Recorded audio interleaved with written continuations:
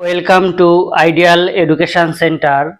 বন্ধুরা, Gabriel Garcia Marquez রচিত বিশাল ডানাওয়ালা এক থুরথুরে বুড়োর প্রথম অংশটুকু আমরা ইতিমধ্যেই লাইন ধরে ধরে পুঙ্খানুপুঙ্খভাবে সহজ সরল ভাষায় ব্যাখ্যা করেছি এবং আজকের এই ভিডিওটিতে আমরা দ্বিতীয় পার্টের ভিডিও আলোচনা করব।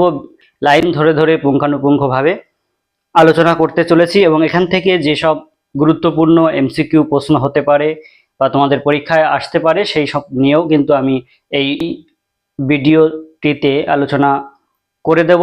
যাই হোক বন্ধুরা, যদি তোমরা প্রথম পার্টের অংশটি না দেখে থাকো তাহলে অবশ্যই প্রথম পার্টের ভিডিওটি দেখে নিও। আমি তোমাদের জন্য ডেসক্রিপশন বক্সে লিংক দিয়ে রাখবো, তোমরা সেখানে গিয়ে এই ভিডিও